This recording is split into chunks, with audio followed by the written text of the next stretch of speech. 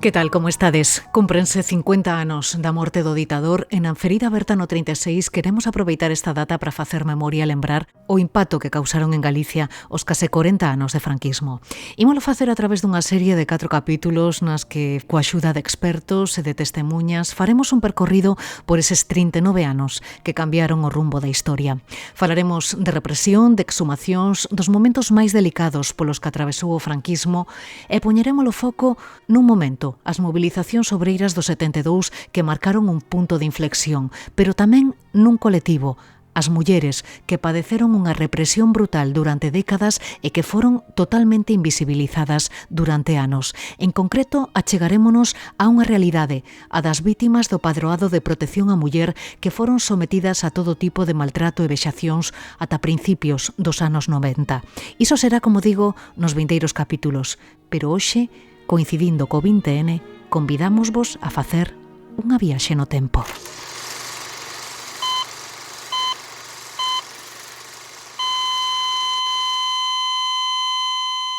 Españoles, Franco ha muerto.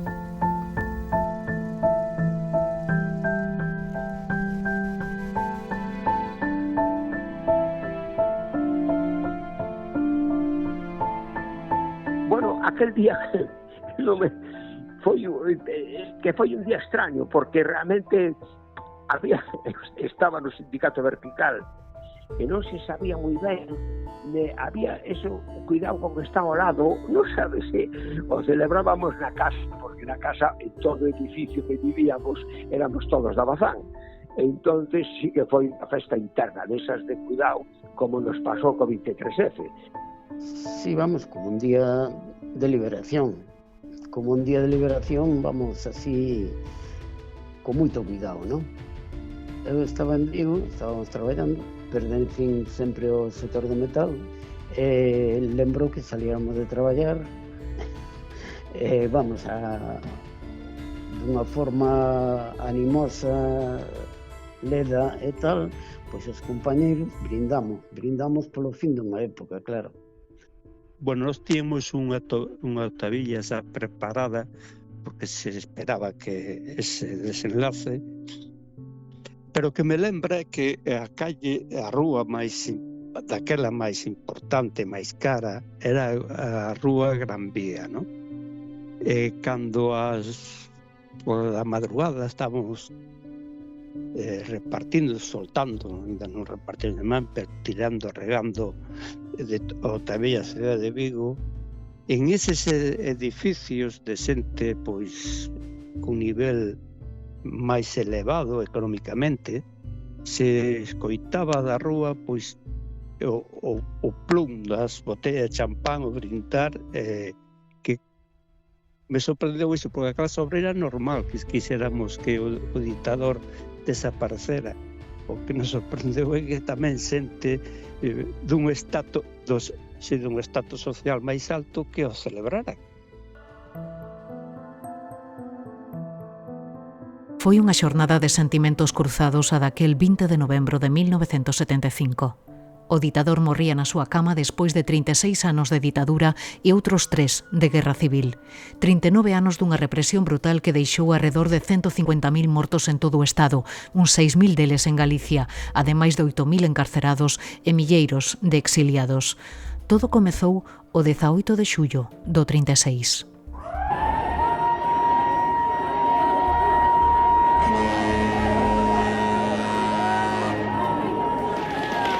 Os sublevados levantáronse en armas contra o goberno da República, descabezaron o poder político asasinando os gobernadores civís, aos alcaldes de 5 das 7 cidades galegas, rexedores e concelleiros de vilas grandes e pequenas, mandos militares fieis á República, sindicalistas, médicos, mestres, abogados, xornalistas e farmacéuticos foron eliminados. En cuestión de días, Galicia estaba tomada polos fascistas. Falamos de prácticas de carácter xenocida, masacres, exterminio, porque realmente estamos falando dunha violencia que excedeu o que son os cánones, digamos, tanto da violencia que existía anteriormente ou das formas de conflictividade anteriores, como tamén de formas de violencia que existiron en períodos posteriores. Lo que se buscaba era o que agora algúns compañeiros meus, historiadores, definen como un xenocidio da xente que defendía a República. Intentaron borrar calquer rastro dos defensores da República, calquer rastro das ideas republicanas, non só nos que pagaron coas súas vidas, sino tamén logo coas súas familias ao longo de todos os anos da ditadura. Non son mortos dunha guerra civil, son mortos de matanzas civiles.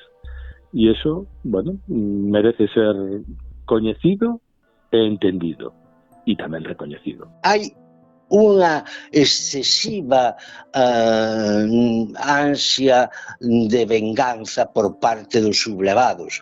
Aquí quen decide que se fai, a quen se mata e como se mata son os militares. Hai un perfil que eu creo que claro e para mí é moi importante, que é o da Garda Civil. Os militares estaban facendo a guerra, volcaban, digamos, o seu esforzo nese esforzo de guerra. Os tribunais militares eran lentos, pero non servían para o que eles querían nese momento, digamos, o poder que se estaba instituindo o goberno de Franco. O que querían era unha represión que fora moi forte e que fose moi significativa contra todo o mundo. Entón aí a Garda Civil xoga un papel importante, que a través dela articúlase o que son o que é a represión. O goberno civil estaba o que sería delegado de orden público ou gobernador civil, que era o que organizaba, digamos, a eliminación de xente republicana, de republicanos, de unha forma expeditiva, non? Unha patrulla da Guardia Civil, apoiado por falangistas, eran os que os quitaban das checas e levaban a grupos de republicanos e se desfacían deles matándoos nas tapias dos cementerios ou nas cunetas. Foi unha violencia brutal, institucionalizada e totalmente organizada, como constatan os investigadores e historiadores. Busquemos onde busquemos, atopamos historias de represión e terror, como as de Maruxa Seijas, Darina Domínguez, Dolores Barcia, Marga Tarrío ou Dolores Rodríguez Sende. Meus tíos foron fusilados, foron os primeiros, o 10 de agosto, o día 10 de agosto. A miña nai prenderon no 37. Despois de que miña nai soltaron, estuvo 11 meses presa, desterraron a Paz Salvaterra, do Miño, a miña nai estuvo ali desterrada hasta que terminou a guerra. A sacaron da cárcel, levaron ao cementerio sobre as 12 xa da noite. Había unha porta, meteron adentro cunha silla diante dunha sepultura. Vele a su marido e lo tiene. Eu teño o recordo de que prenderon a papá e levaron ao castillo de San Felipe. E cando estaban todos no paredón a matalos, chegou ese sargento e dixo: os dous que encontrei eu que den un paso adiante. Era meu pai e o compañeiro que andaba del escapado. E sacounos dali. E librouse. Lo cogieron, lo metieron en la cárcel y mi madre nos contaba que era duro, pues porque él decía que no se quería morir y que no se quería morir y que no se quería morir. Y lo fusilaron en el 37. Tenía 19 años. Resulta que unha vez sí quixeron entrar de noite. Entonces, mamá foi a que despertou porque senteu un golpe e xa rápido un grito, pero grande. E despois senteu a correr. Entonces, que fixeron? Despois do golpe e do grito, despois mamá, como estaba desperta, sentía un ruidito chiquito, pero que non era normal. Entonces, ela que dixo, andanos na casa. E era que querían entrar. Así que pensamos todos que viñan buscar a papá. Pero papá xa non dormía na casa.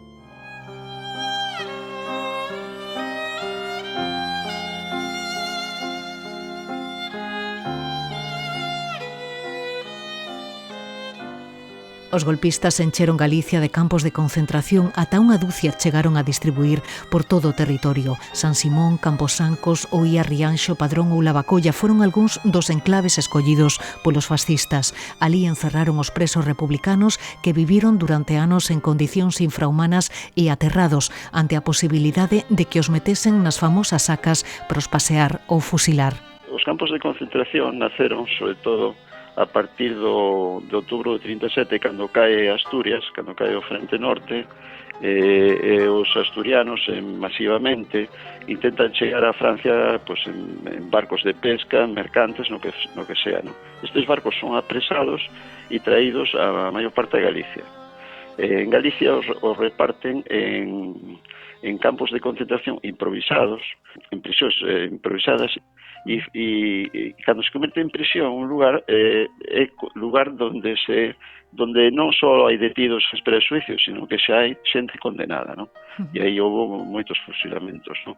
Hai un día que en Pontevedra que estou contabilizado 100 fusilamentos, ¿no? O sea, estamos falando dun exterminio, dun xenocidio. Hai estudosos que o que fan é contabilizar só os que morreron dentro da illa, que poden andar sobre 500 e pico. Hai outros que lle engaden os que se quitaban da illa mediante as chamadas sacas, que foron moi famosas, non? E que eran comuns de outros cárceres tamén, paseos, ou os que quitaron tamén da illa para fusilar, porque estaban condenados á morte. Entón aí o número sube bastante máis, a 600 e pico, 700. Non? Hubo mortes por estar presos en condiciones deplorables, hubo mortes por as enfermedades, por a non alimentación, por as condiciones higiénicas, por as condiciones horribles, hubo mortes por fusilamentos dentro da illa, hubo mortes porque de aí, de San Simón, sacaron moitos presos, xa fora para subicio, para paseos fora da illa, por tanto, claro, lógicamente hubo mortes como en todos os campos de concentración da época da Guerra Civil. Meu pai foi 2 veces na camioneta para fora da illa, entendes? Ele foi 2 veces e 2 veces veio de volta porque dixeron, non hai máis, non caben máis, cierren.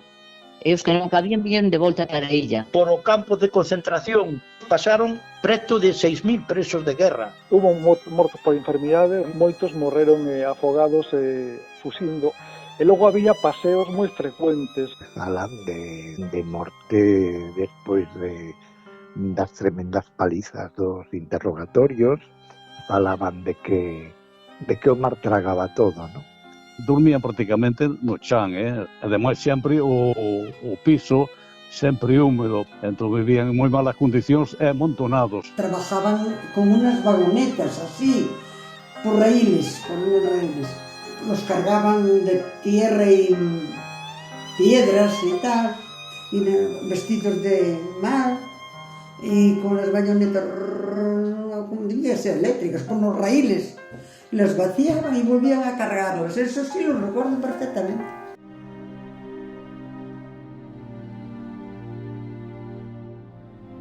Pero xunto aos campos e os cárceres o réxime impuxo outra forma de encerro que durante anos estivo invisibilizado.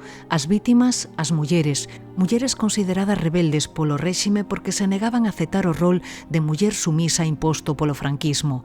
Elas que tralo golpe quedaran totalmente relegadas, sometidas ao mandato dos seus homes, foron encerradas nos chamados centros xestionados polo Padroado de Protección á Muller, abertos no ano 41 e que permaneceron operativos ata mediados dos anos 80. Loli e Paca pasaron por alí.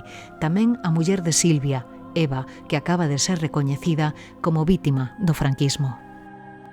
Mi padre me lleva al Tribunal Tutelar de Menores y les dice, está embarazada, mirad a ver qué hacéis con ella. Yo no sabía ni de embarazos, ni de partos, ni de nada. A mí el hecho de que me dijeran que tenía un bebé dentro y claro, yo pensaba, ¿cómo narices va a salir esto de ahí? Me metieron en una celda de castigo que era un cuartucho donde no podías ponerte ni tumbada ni de pie, donde no había luz ni eléctrica ni de la calle y donde no sabías si era de día o de noche ni sabías si te ibas a morir allí. Cuando tenías sueño y te hinchabas de llorar te dormías y cuando se pasaba el sofocón te despertabas y seguía siendo oscuro. Allí te ponían una lata para hacer tus necesidades y al día te metían una bandeja con comida sin sacarte la lata de la porquería que habías echado. Le escribe una carta en la que le dice que no sabe muy bien, que ella cree que siente algo por la señora de la casa, que cree que se ha enamorado de la señora de la casa. La denuncia por homosexual, la someten al día siguiente a un procedimiento judicial sumarísimo, que era el tipo de procedimientos que la normativa del tribunal tutelar prevé para los menores. Es decir, mientras en algunos despachos, ¿no?, se negociaba el texto constitucional, pues en otros despachos se juzgaba a niñas sin derecho a abogado y procurador por haber escrito una carta diciendo que creía sentir algo por una mujer.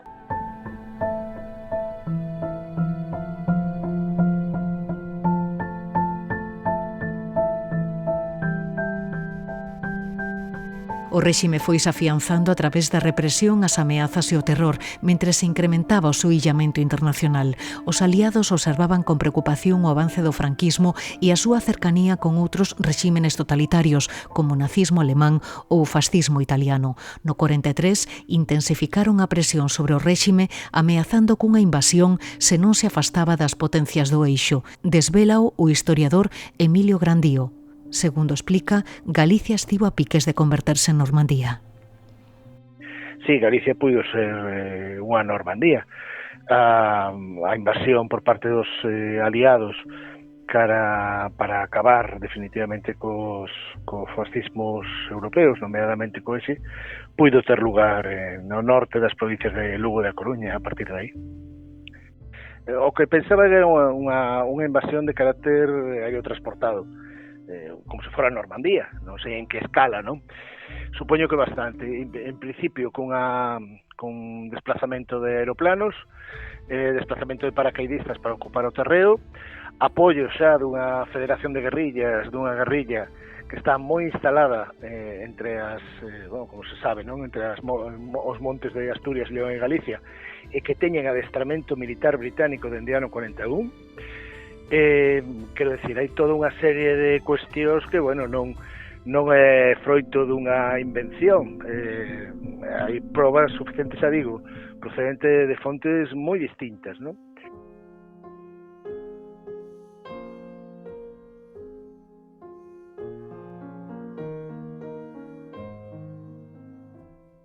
Pero finalmente a invasión non se produciu, os aliados gañaron a Segunda Guerra Mundial e o réxime de Franco seguiu matando. Pero en fronte tiña os maquis, grupos de resistencia armada que combateron contra o réxime desde o fin da Guerra Civil ata ben entrados os anos 50. Sábeo Francisco Martínez López, Kiko, o último guerrilleiro antifranquista. Fueron a buscarme a una casa donde yo estaba parado y me avisaron inmediatamente que venían a por mí. Entonces, en la casa había dos puertas, me escapé por la de otra puerta que no conocían y bueno, pues como yo tenía contacto con la guerrilla, pues me incorporé en la guerrilla. Era una guerrilla popular, en donde la mayor parte, como yo, toda mi juventud, la pasé en apoyo a los grupos armados, a la guerrilla. El hecho de que nosotros éramos una guerrilla popular y que vivíamos en las casas, el papel, el rol de la mujer es fundamental. No solamente en el sentido de, bueno, de todo lo que significa tener 3 o 4 compañeros en la casa, las acciones de clandestinas hacía más que los hombres. Durante anos, os guerrilleiros supuxeron unha auténtica dor de cabeza para os fascistas. Resistiron axudados polos enlaces, moitos deles mulleres que puxeron en risco a súa propia vida e que foron brutalmente masacradas polos golpistas, como Carmen de Alvaredos, historias que nos achega a súa neta e que rescatou do esquecemento a investigadora Aurora Marco. Y en la cárcel de Quiroga es donde vive los episodios más duros. Allí ella es violada, es salvajemente torturada, le arrancan las uñas de las manos y de los pies, le queman sus partes debajo de las axilas y la someten a torturas que son indescriptibles. As mulleres no movimento guerrilleiro foron fundamentais. porque trasladaban recados, daban avisos por donde andaba a Garda Civil, proporcionabanlles roupa, medicinas, comidas, en fin, facían un labor de logística moi importante e grazas, como nos dicían os guerrilleiros aos que entrevistei, grazas a todas estas enlaces, a pervivencia da guerrilla, bueno, pois foi até o 50 e tantos. O movemento guerrilleiro comeza a disolverse a partir do ano 48 cando o Partido Comunista decide abandonar a loita armada. Con todo, quedaron algúns grupos illados que aguantaron ata os anos 50. A caída de Gómez Galloso e Antonio Seoane supuxo un punto de inflexión. Fala Carlos Portomeñe, biógrafo de Gómez Galloso e secretario xeral do Partido Comunista de Galicia. Xa naquel momento había discrepancias no seno do Partido Comunista de España sobre a estrategia a seguir, non? Porque é certo que non era só en Galicia, sino noutros sitios, en outras rexións, onde tamén había problemas serios con a loita guerrilleira. E é fundamental a caída deles para, como decías antes, para empezar o declive da guerrilla en Galicia e posteriormente o que se toma a decisión tanto por Galicia como por o resto das guerrillas de que hai que cambiar de estrategia e chega un momento de intervir políticamente de outra maneira, non? A partir dese momento, os militantes de esquerdas comezan a organizarse no interior das factorías e agroma o movemento abreiro que afloraría con forza nos anos 70. Fala o historiador Vítor Santidrián, membro do padroado da Fundación 10 de Marzo. A partir do ano 48 xa o exército americano empeza a decir que con Franco hai que negociar de alguna maneira. Pero esa situación fai digamos que reflexionar o Partido Comunista, abandona a loita guerrillera e hai unha cousa que normalmente non se di, e é que o cambio de táctica significa eso, cambiar abandono da loita guerrillera e penetrar no sindicato vertical, pero ao mesmo tempo significa abandonar a penetración ou a reconstrucción tanto da UGT como da CNT, fundamentalmente da UGT. É dicir, o que eran os sindicatos de clase tradicionais están desfeitos e hai que crear algo novo. E como crear? Pois a través do intento do que se chamaba o entrismo, entrar no sindicato vertical a través das eleccións sindicais, aínda que non se san libres, non? Había un bello militante comunista de Ferrol que decía que do que se trataba de dar, como facían as mulleres cando zurcían un calcetín, darlle a volta ao calcetín para zurcir o calcetín desde dentro. Un dos momentos máis críticos foi o conflito de Bazán rexistrado en Ferrol en marzo do 72. Os obreiros pecháronse no interior da factoría o día 9 como medida de presión.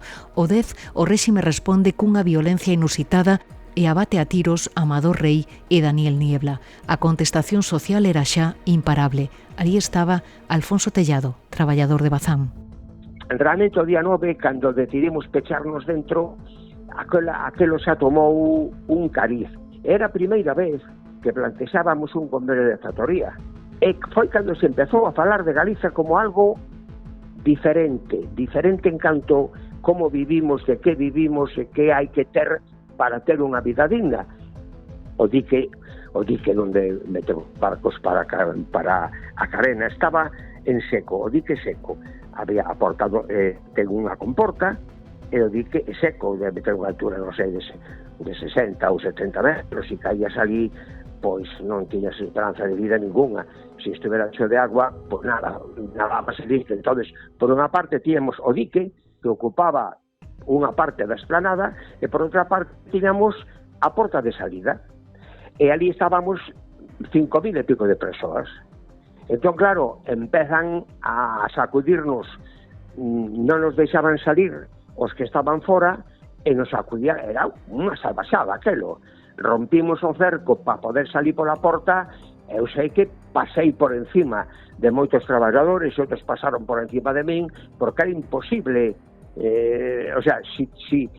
Si te rebotabas hacia atrás, había unha masacre caendo ao dique seco, e para diante a porta non daba sacado tantas persoas con outra cantidad de Policía Nacional sacudíndonos fora. Aquilo foi unha masacre que non hubo ali. Eu creo que a sorte foi que non hubo máis de 200 heridos que tivemos que levar por os hospitales e por as casas dos médicos que conocíamos no centro de Ferrol. É certo que o día 10 nos mataron a 2 compañeros e poderan morrer, pois a mellor 50, porque hubo xente que lle entrou por un lado da cara unha bala e saleu pola outra, e outros que lle pelleron un pisco aquí no ombro, outros dun ferido nunha perna. O sea que realmente o 9 foi moito máis sangriento, porque foi a violencia pola violencia. Non querían que salíramos, querían machacarnos ali. Pronto o conflito saltou a Vigo con paros en numerosas fábricas e concentracións multitudinarias. En setembro, 9 traballadores son despedidos da Citroën. Acababa de prender a mecha da folga xeral de setembro do 72, a primeira desde xullo do 36. Fala Xesús Chaves, dirixente sindical.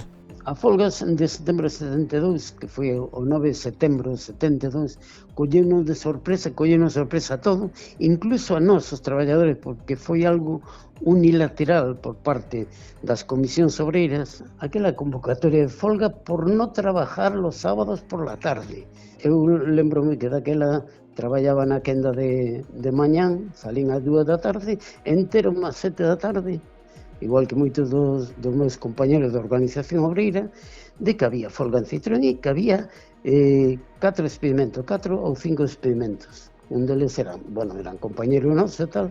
Entón, aquela mesma noite, fixemos unha xuntanza da organización obreira e sacamos varias cousas en conclusión, que, inda que a convocatoria de folga non estábamos de acordo, sí había un acontecemento importante que nos afectaba, que era o experimento dos traballadores. Entón, por solidaridade, aquela mesma noite sacamos unha otavilla que difundimos a nivel de Vigo e nos preparamos para enfrentar a esta loita o lunes día 11, ¿no? Nas portas de Citroën. Tamén tomamos como acordo de que a maioría dos compañeiros que eran militantes ou que eran conocidos polas forzas represivas do réximen, que tiñan responsabilidade na organización, pasaran a clandestinidade. Isto é, que dende aquela noite sai hasta o final do conflito, incluso moito máis, porque moitos que non foron detidos e despedidos, pois tiveron que exiliarse.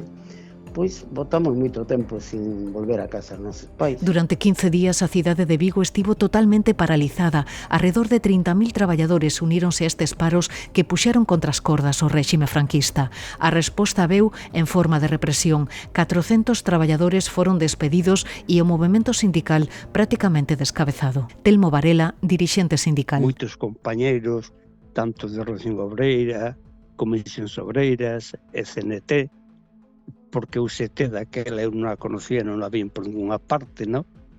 Foron detidos e foron torturados. Hubo un caso de unha persona que foi, eu que tiña o aparato de propaganda, brutalmente torturado.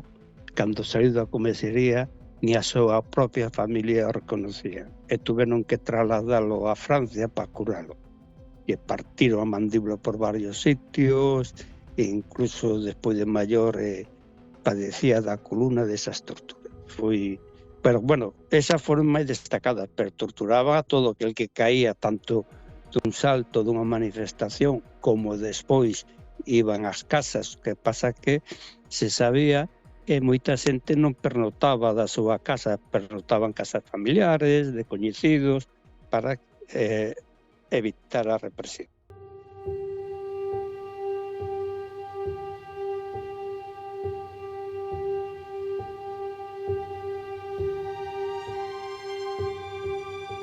En decembro as protestas trasladanse a Compostela, un movemento estudantil que comezara a espertar uns anos antes, contaxiado polo maio do 68 francés, organiza un paro tras a morte a tiros do estudante Chema Fuentes, a mans da policía franquista. Un episodio tráxico que desemboca no nacemento dunha nova organización estudantil, fixo da man de Manuel Mera. Cando o paso de Chema Fuentes, aínda Erga non existe como organización.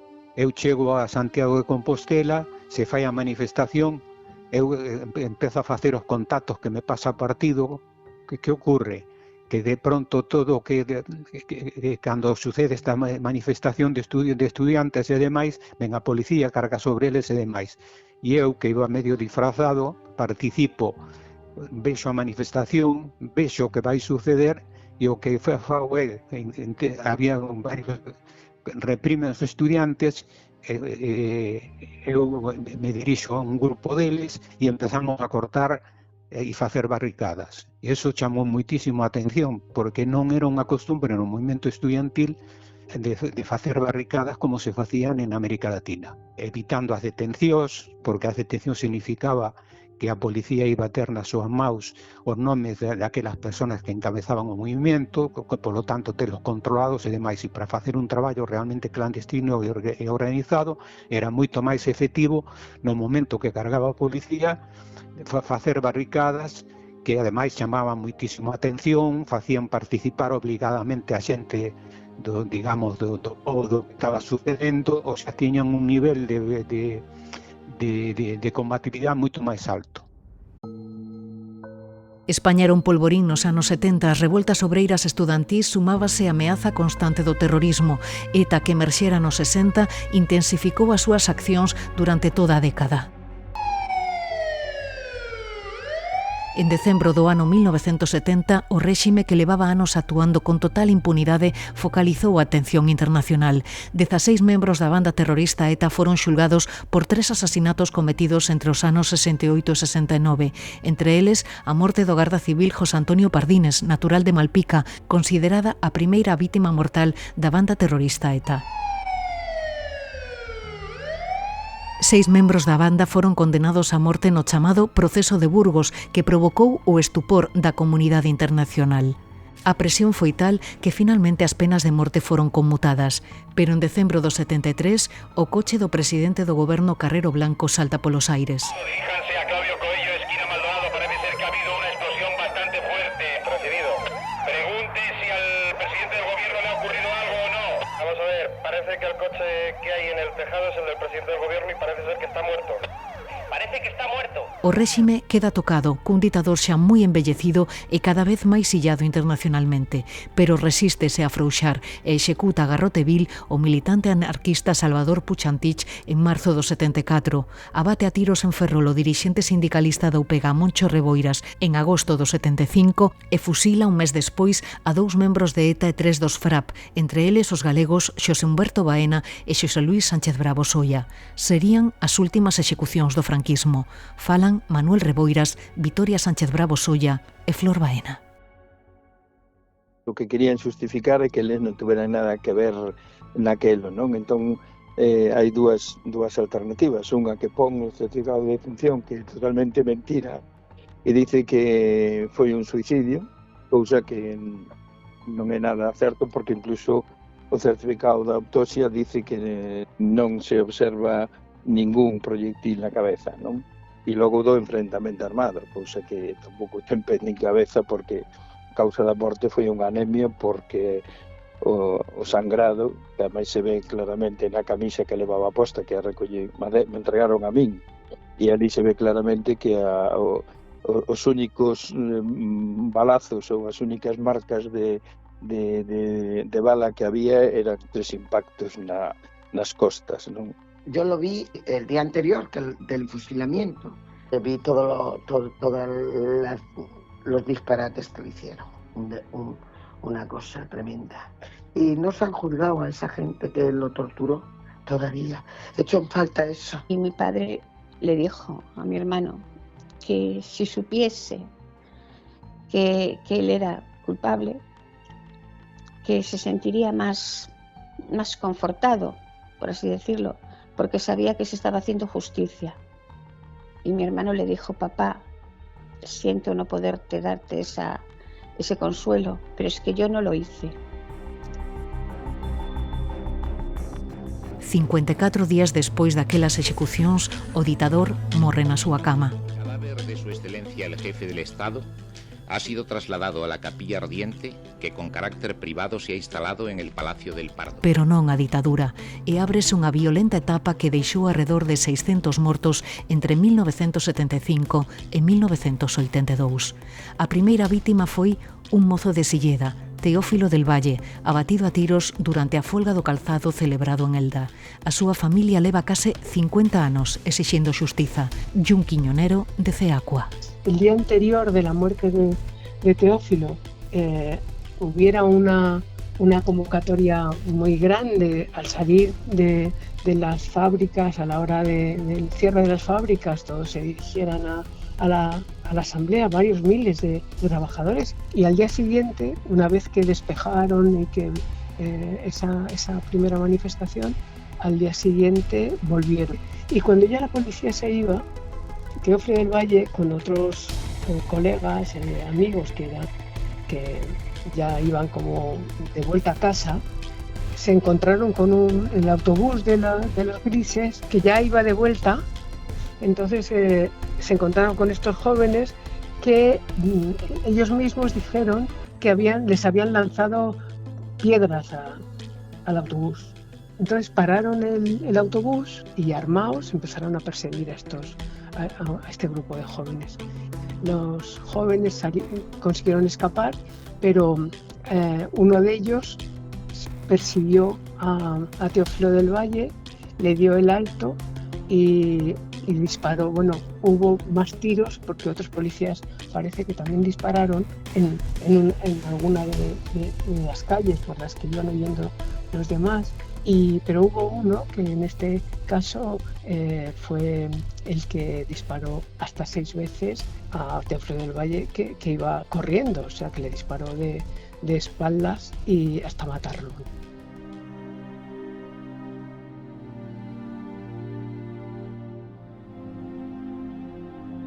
En febreiro de 2026, o exministro Rodolfo Martín Villa terá que render contas polo acontecido. Ía facelo este mes de novembro, pero alegaron fallos técnicos e a vista foi suspendida. Mentres tanto, milleiros de familias seguen a día de hoxe reclamando xustiza e buscando aínda os corpos dos seus seres queridos. Calcúlase que en toda España existen unhas 6.000 foxas distribuídas por todo o país, 100 delas en Galicia. Desde o ano 2000 foron exhumados os corpos de 17.000 vítimas, pero crese que outros 12.000 continúan aínda baixo terra. Dese traballo ocupáronse durante anos as asociacións memorialistas. Falan Carmen García Rodeja e Sergio Castro da ARMH, Rubén Centeno da CRMH e Manuel Fernández Pita da Asociación Memoria Histórica Democrática de Ferrol.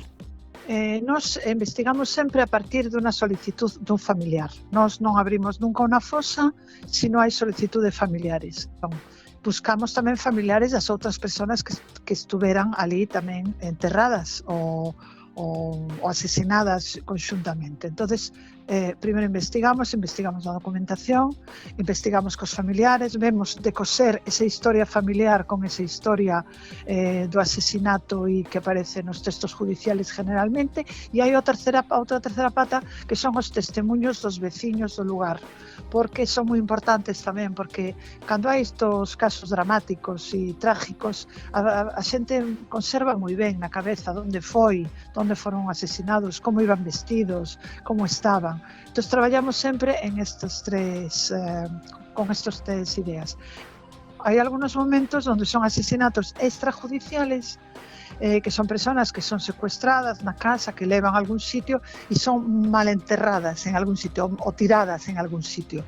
Pero sí que é verdad que Galicia ten unha particularidade e que mayoritariamente son enterradas en cementerios. Cada zona ou cada lugar de España tiña unha tipoloxía diferente de fosas comuns que despois podemos entrar nas similitudes que podían ter entre cada unha, pero dende logo a forma de actuar cando ti analizas dende dentro, e demais con todos os anos que nos levamos traballando, sí que entendes que era totalmente un plan orquestado de terror e de represión que tiña un fin último, que era eliminar todo tipo de pensamento democrático no Estado español. Non pode ser que en pleno 2025 na cidade da Coruña haxa unhas sepulturas clandestinas con 300 persoas e que a sociedade o ignore. No cementerio de Serantes pois estamos falando de 200, entre fusilados no castelo, paseados no cementerio e demás. No de Canido xa se perdeu, porque xa non existe o cementerio, pero sí, o Val, o que se fixo foi, dado esa importancia de que foron moitos fusilados na mesma noite, entonces claro, a historia oral era que estaban debaixo dunha hilera de nichos, que nos anos 53, 50 e pico hasta os 60 se fixeron encima da fosa común.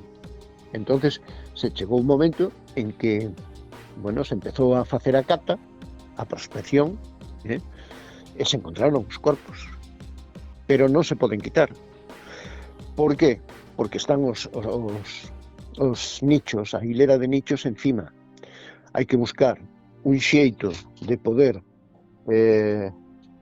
escarbar debaixo dos nichos, que non se estropeen os nichos, que non haxa que movelos, a ver se encontramos que nos poda decir como facer para facer a exhumación.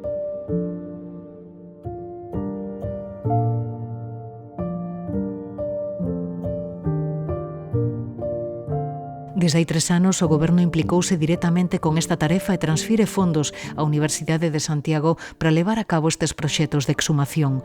Hai uns días arrincou a segunda fase dos traballos e, de momento, segundo o decano da Facultade de Historia, Antonio Míguez Macho, os resultados son satisfactorios, aínda que o índice de identificacións non sempre é o agardado. Transcorridos 50 anos da morte do ditador, Míguez Macho recoñece que a transición non foi tan modélica como nos venderon. Bueno, eso levamos moito tempo dende o punto de vista do que a investigación histórica. Xa non entro en tamén outros cuestionamentos que se teñen feito dende posicións políticas e dende posicións, digamos, de militancia. Eu estou falando xa a nivel, neste caso, da propia investigación histórica.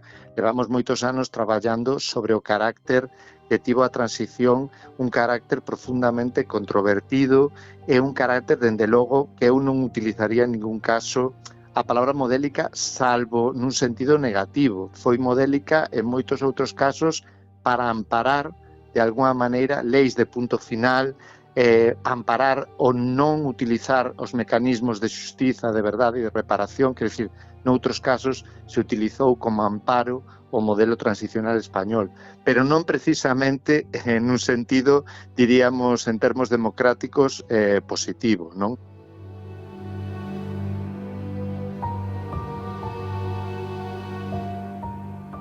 Xosé Manuel Núñez Seixas fai unha comparativa con outros casos semellantes. Cando falamos de excepcionalidade de España, compre facer unha paréntese.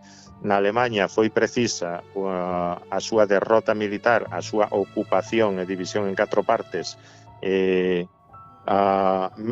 os bombardeos masivos da súa poboación para que se producise algo semellante en primeiro momento a unha depuración.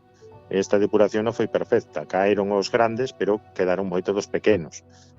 En Italia houbo unha xulgáronse, caeron, foron executados Mussolini e varios dos seus adláteres, pero a maioría dos criminais de guerra, incluso do fascismo, pasaron por penas bastante lenes.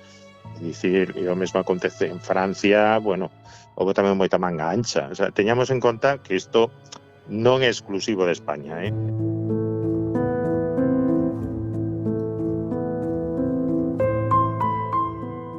Os golpistas actuaron con impunidade durante anos, expoliando sen reparos a fortuna das súas vítimas. Unha fortuna que foi pasando de pais a fillos e que o investigador Mariano Sánchez Soler leva anos analizando. Siempre ha habido una tendencia a que los Franco han sido bien tratados, ¿no?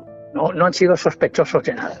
Las propiedades no estaban a su nombre, estaban cubiertas por sociedades anónimas, pero también es que los empresarios iban en peregrinación al Pardo para meter a un Franco en el Consejo de Administración de sus empresas. Lo que pasa que, bueno, yo creo que se acabó la impunidad, ¿no?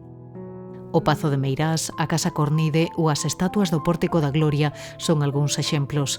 Algúns destes bens foron xa recuperados, como as estatuas que durante anos os Franco estiveron custodiando no Pazo de Meirás e que o Supremo ordenou hai uns meses devolver ao Concello de Santiago. O día 11 de decembro regresarán por fin a casa. Anunciábao este 20N a alcaldesa Goretti San Martín. Non se trata só únicamente dunha recuperación de dúas obras de arte, senón que se trata dun acto de xustiza histórica, dun acto de dignidade colectiva, de recuperación do noso patrimonio. A recuperación das estatuas chegou tras 8 anos de litixios e 5 anos despois da devolución de Meirás. Un pazo que será declarado en breve lugar de memoria. Conseguiuse despois de anos de traballo por parte dos historiadores e tamén das asociacións memorialistas. Carlos Babío, da CRMH. A sociedade civil e a memoria histórica que hai na sociedade civil ligada ao Pazo de Meirás o fixo todo, é dicir, todo nace dai. Se ti colles a documentación histórica que existe alrededor da reclamación do Pazo de Meirás, pouco despois, meses despois da morte do dictador, xa aparecen voces reclamando o Pazo de Meirás para o patrimonio público, que ese Pazo de Meirás tiña que pasar a ser propiedade pública porque ese Pazo de Meirás fora roubado, non? Pero aínda queda unha conta pendente, a Casa Cornide da Coruña. O inmoble foi aberto ao público este verán por parte dos herdeiros dos Franco despois de anos de litixios co Concello da Coruña. O consistorio busca agora a fórmula para conseguir recuperalo pro dominio público. Alfredo Vigo, historiador do Instituto Cornide. Para mí fue casi emocionante, porque después de tantas pesquisas para estudiar el edificio, nunca había logrado entrar en su interior y finalmente, diríamos, todos los misterios, diríamos, de la arquitectura de la casa, pues se han desvelado. Yo, como soy del Cornide, me encantaría que estuviera el Instituto Cornide allí, con todos sus fondos, ¿no? Porque sería lo más cornidesco para el Cornide, ¿no? Porque le haríamos un honor al primer propietario y, bueno, mantendríamos su nombre y su casa dentro de la propiedad municipal como los Chorros del Oro.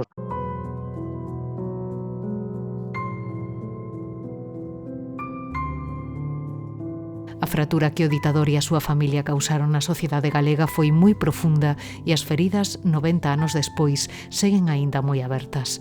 As vítimas levan anos pedindo que non as esquezamos e exixen, alto e claro, verdade, xustiza e reparación. O que pretendemos é que anulen o suízo. É o único que me poden reparar a min é que eu hubiera feito reparación a miña nai, porque miña nai morreu con a pena de que ese home foi ajusticiado por, como quen di, por malo. Yo creo que no se les ha hecho justicia, que en este país lo que se ha hecho es tirar tierra sobre esa gente y se ha hecho un poco lo que ha hecho ella, intentar olvidar, intentar pensar que todo eso no pasó y no creo que se le haya hecho justicia, la verdad. Yo ni olvido ni perdono, ¿eh? No voy a olvidar en la vida lo que me han hecho, porque a mí me han arruinado la vida. Años y años y años de violencia a unas adolescentes que no habíamos cometido ningún delito. Recordaba a Galicia con mucha pena. Era como si se lo hubieran robado, como si le hubieran robado el idioma, como si le hubieran robado la patria, como si lo recordaba con mucha pena y soñaba todas las noches, muchas noches soñaba con La Coruña, soñaba que caminaba por la ciudad vieja y se levantaba muy cansada, como si lo hubiera hecho realmente, como si esos paseos que había soñado hubieran sido reales, como si los hubiera hecho de verdad. Yo no me siento totalmente reparada, pero sí agradecida, pero no es suficiente. Yo creo que se debe hacer más cosas. Bueno, esas heridas no se curan nunca, no se cierran nunca, porque la vida no se la pueden devolver. Se sufrió mucho en aquellos años, pero no solo por los muertos, sobre todo por las familias, ¿no? Que tuvieron que vivir en silencio el dolor que supuso pues perder a su padre, a su madre, a su hermano, y además no poder hablar del tema, ¿no? Porque hablar podía suponer también riesgo para ellos, ¿no? De cárcel o de lesiones o de tortura o de muerte, ¿no? Entonces, ese dolor la gente lo tiene tan interiorizado que ha conseguido a través de esta especie de no hablar del tema que no le duela. Y si hablan, les duele, ¿no? Santiago Macías dice en uno de sus libros que cada fosa que abre es una herida que se cierra, ¿no? Y yo creo sinceramente que esto es así. A Ferida Aberta no 36, un podcast de Nuria López.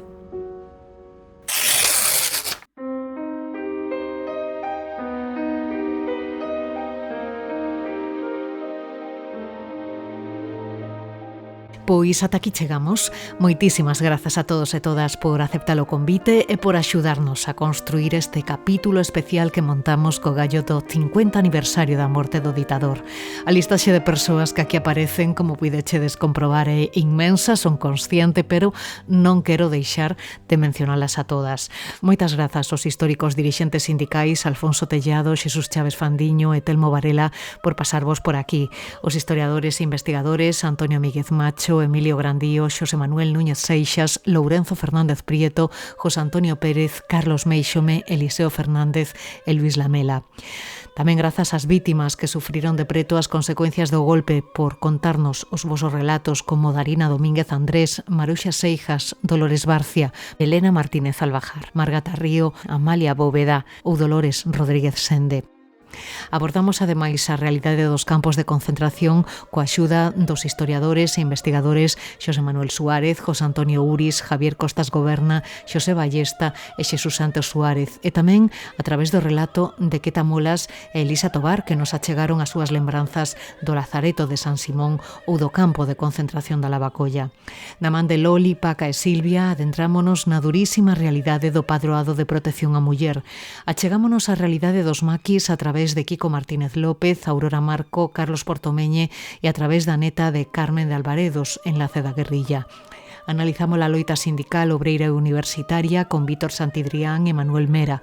Falamos dos últimos asasinatos do franquismo con Manuel Reboiras, Vitoria Sánchez Bravo Solla, Flor Baena e Jun Quiñonero de Ceacua. Ocupámonos do espolio dos Franco con Mariano Sánchez Soler, Goretti San Martín, Alfredo Vigo e Carlos Babío. E no nome das asociacións memorialistas falaron este último, pero tamén Rubén Centeno, Carmen García Rodeja, Manuel Fernández Pita, o arqueólogo Sergio Castro e o forense Fernando Serrulla. En total, 46 voces para 39 longos anos de franquismo marcados pola violencia, o cárcere e o exilio. Nos vindeiros capítulos abriremos mesa de análise coa mirada posta neste 50 aniversario da morte do ditador. Xa sabes que podes atoparnos en Spotify, iBooks ou YouTube. Ata cando queiras.